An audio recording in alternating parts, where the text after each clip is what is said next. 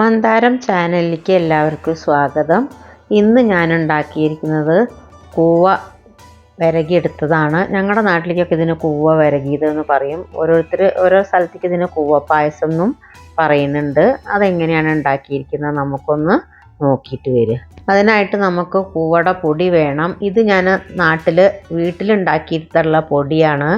കൂവക്കിഴങ്ങ് പറിച്ച് വീട്ടിൽ ഉണ്ടായിരുന്നു കൂവക്കിഴങ്ങ്. അത് പറിച്ചെടുത്തിട്ട് അത് നന്നായി വൃത്തിയാക്കി മുറിച്ച് നമ്മൾ അരച്ച് അത് നമ്മൾ വെള്ളത്തിൽ കലക്കി ഊറാനായിട്ട് വെച്ച് അതിൻ്റെ തെളി കളഞ്ഞ ശേഷം നമ്മളത് 3-4 പ്രാവശ്യം നമ്മൾ ഉണക്കിയെടുത്ത പൊടിയാണിത്. ഇതുപോലെ നമ്മൾ ഉണക്കിയെടുക്കുകയാണെങ്കിൽ നമുക്ക് വർഷങ്ങളോളം സൂക്ഷിച്ച് വെച്ചാൽ ഒരു കുഴപ്പവും വരില്ല. ഇത് 2 വർഷം മുമ്പേ തയ്യാറാക്കി വെച്ചിട്ടുള്ള പൊടിയാണ്. ഇതുപോലെ നമുക്ക് നല്ല സ്ട്രോങ് ആയിട്ടാണ് അതിൻ്റെ ഓരോ കട്ടകൾ തന്നെ ഉണ്ടാവുക. പക്ഷെ അത് വെള്ളത്തിലിടുന്നതിൻ്റെ മുന്നേ തന്നെ നമുക്ക് അലിഞ്ഞ് കിട്ടും. ഈ ഗ്ലാസ്സിലാണ് ഞാൻ കൂവപ്പൊടി അളന്നെടുക്കുന്നത്. നമ്മുടെ അടുത്ത് ഏതാണോ അളവ് പാത്രമുള്ള അതിനനുസരിച്ച് എടുത്താൽ മതി. നല്ല കട്ടിയുള്ള ഒരു പാത്രത്തിലാണ് നമ്മളിത് വിരകിയെടുക്കേണ്ടത്. അതിലേക്ക് ഞാൻ ഈ തവി കൊണ്ട് ഗ്ലാസ്സിലേക്ക് അളന്ന് ഒരു ഗ്ലാസ് ഫുള്ളായിട്ട് ചേർക്കുന്നുണ്ട്. പിന്നീട് ഒരു തവിയും കൂടിയും പൊടി ഇതിലേക്ക് ചേർത്ത് കൊടുക്കുന്നുണ്ട്. ഇതുപോലെ നല്ല നൈസായിട്ടുള്ള പൊടിയിലാണ് ഞാനിത് തയ്യാറാക്കുന്നത്. നല്ല ഡ്രൈ ആയിട്ടാണ് ഈ പൊടി ഇരിക്കേണ്ടത്.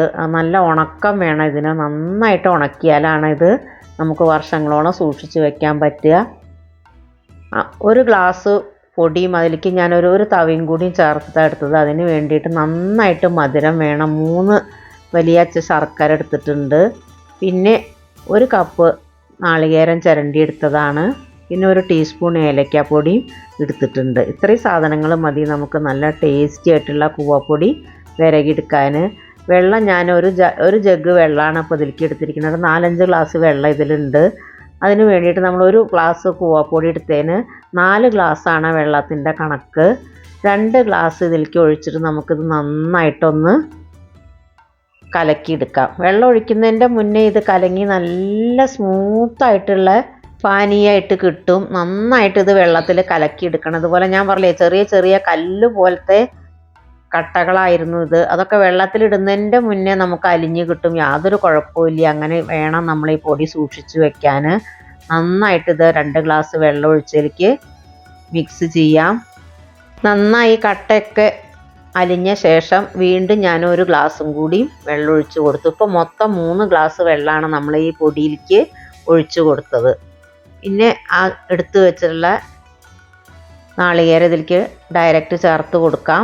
ചുവട് കട്ടിയുള്ളതും ഇളക്കാൻ സൗകര്യമുള്ളതുമായിട്ടുള്ള ഒരു പാത്രം വേണം ഇത് ഉണ്ടാക്കാനായിട്ട് എടുക്കാൻ. എപ്പോഴും നമ്മളിത് ഇളക്കി കൊടുക്കണം, അല്ലെങ്കിൽ അടിയിൽ ഇത് ഊറി വരും.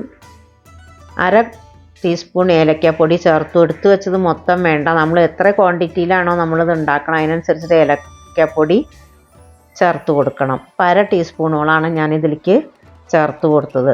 പിന്നെ വേണ്ടത് നമുക്ക് വലിയൊരു ടീസ്പൂൺ നിറയെ നെയ്യാണ്. അതും ഇതിലേക്ക് ചേർത്ത് കൊടുക്കാം. ഈ കൂവ വിരകിയത് നല്ല ഔഷധ ഗുണമുള്ള ഒരു വിഭവമാണ്. വയറിനൊക്കെ വളരെ നല്ലതാണ്. എല്ലാം ചേർക്കുമ്പോഴൊക്കെ നമ്മൾ ഇളക്കി കൊടുക്കണം. പിന്നെ ഞാൻ 1 പിഞ്ച് ഉപ്പ് ഇതിൻ്റെ എല്ലാ ടേസ്റ്റും ഒന്ന് ബാലൻസ് ചെയ്യാൻ വേണ്ടിയിട്ട് 1 പിഞ്ച് ഉപ്പും കൂടിയും ചേർത്ത് കൊടുക്കുന്നുണ്ട്. ഇനി നന്നായിട്ട് ഇത് മിക്സ് ചെയ്തിട്ട് നമുക്ക് മാറ്റി വയ്ക്കാം. ഇതവിടെ ഇരിക്കട്ടെ. ഇനി നമുക്ക് എടുത്തു വെച്ചുള്ള ശർക്കര ഒന്ന് അലിയിപ്പിച്ചെടുക്കണം. അതിന് വേണ്ടിയിട്ട് 3 അച്ചും ഞാനൊരു പാത്രത്തിലേക്ക് മാറ്റി. പിന്നീട് നമ്മൾ 3 ഗ്ലാസ്സാണ് നമ്മൾ കൂവപ്പൊടിയിൽ ചേർത്തത്. 1 ഗ്ലാസ് ഫുള്ള് വെള്ളം നമുക്ക് ഈ ശർക്കര അലിയിപ്പിക്കാൻ വേണ്ടിയിട്ടും എടുക്കാം. മൊത്തം ഇപ്പോൾ 4 ഗ്ലാസ് വെള്ളമായി. ഇത്രയും മതിയാവും. നമ്മൾ 1 ഗ്ലാസ് കൂവപ്പൊടിക്ക് 4 ഗ്ലാസ് വെള്ളമാണ് മൊത്തത്തിൽ നമുക്ക് വേണ്ടി വന്നത്.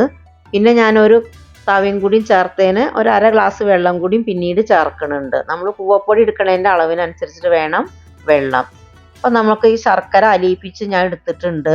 അത് നമ്മൾ നേരത്തെ കലക്കി വെച്ചിട്ടുള്ള കൂവയിലേക്ക് ഒഴിച്ചു കൊടുക്കാം. ഒരു ലൈറ്റ് ചൂടുണ്ടെങ്കിലും കുഴപ്പമൊന്നുമില്ല. അല്ലാതെ തിളച്ചത് ഒഴിക്കരുത്. കാരണം ഒഴിച്ച ഉടനെ കൂവ കട്ടിയാവും. അതുകൊണ്ട് നമ്മൾ ലൈറ്റ് ചൂടിൽ അത് ഒഴിച്ചു കൊടുക്കുക.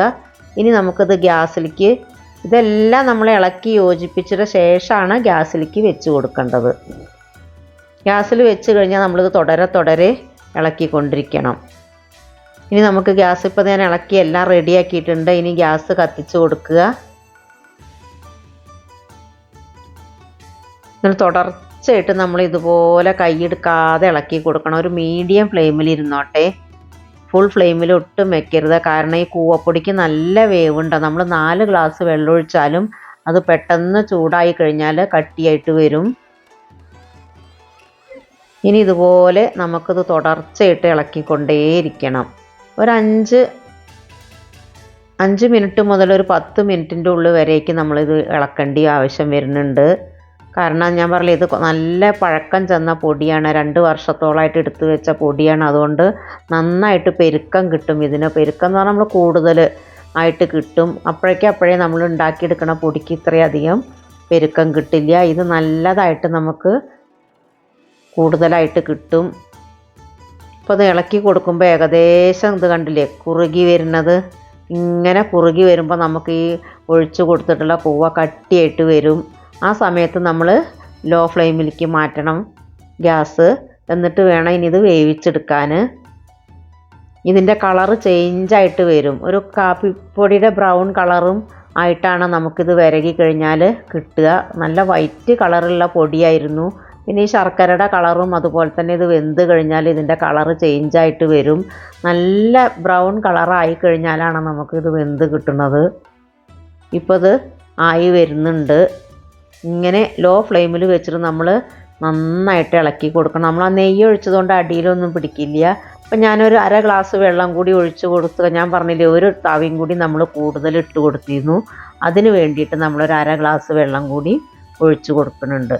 ഈ വെള്ളത്തിൻ്റെ അളവ് നമ്മൾ ശ്രദ്ധിക്കണം. എത്രയാണോ നമ്മൾ കൂവപ്പൊടി എടുക്കണം അതിൻ്റെ 4 ഇരട്ടി വെള്ളം വേണം ഒഴിച്ച് കൊടുക്കാൻ. ഇനി ഇത് നന്നായിട്ട് ഈ വെള്ളം ഒട്ടുമില്ലാതെ, ഇതിപ്പോൾ വെള്ളം ഒഴിച്ച് കൊടുത്തിട്ട് ടേസ്റ്റ് വ്യത്യാസം ഒന്നും ഉണ്ടാവാൻ പോണില്ല. നമ്മൾ വീണ്ടും അത് ഗ്യാസിൽ വെച്ചിട്ട് ഇളക്കിയിട്ടാണ് വേവിച്ചെടുക്കുന്നത്. അപ്പോൾ അത് വെന്ത് വന്നു കണ്ടോ, ഇതുപോലെയാണ് ഇതാവേണ്ടത്. നമ്മൾ എത്ര വെള്ളം ഒഴിച്ചതാണ് നമുക്ക് കുറുകി വന്നിട്ടുണ്ട്, ആവശ്യത്തിന് കട്ടിയായി. പിന്നെ ഒരു കാര്യമാണ്, ഈ കൂവ ഇരിക്കും തോറും കട്ടിയായിട്ട് വരും. ഹലുവട മാതിരി ഇത് കട്ടിയായിട്ട് വരും. ഇനി ഞാൻ ഒരു 1/2 ടീസ്പൂണും കൂടി ഇതിലേക്ക് നെയ്യ് ചേർത്ത് കൊടുക്കുകയാണ്.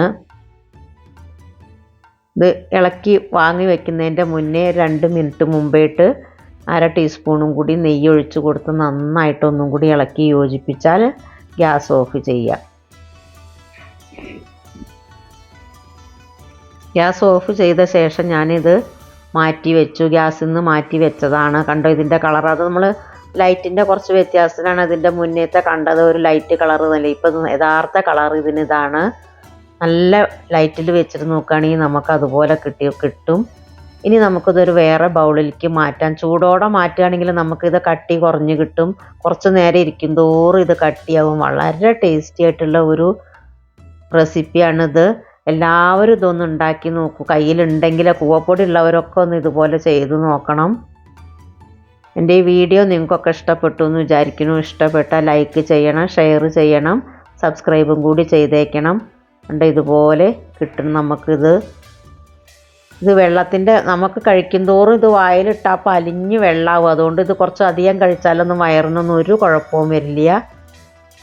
കയ്യിൽ കൂവപ്പൊടി കിട്ടുകയാണെങ്കിൽ എല്ലാവരും ഇതുപോലെ ഒന്ന് ഉണ്ടാക്കി നോക്കണം. ഇനി ഞാൻ വേറൊരു വീഡിയോ ആയിട്ട് വരാം.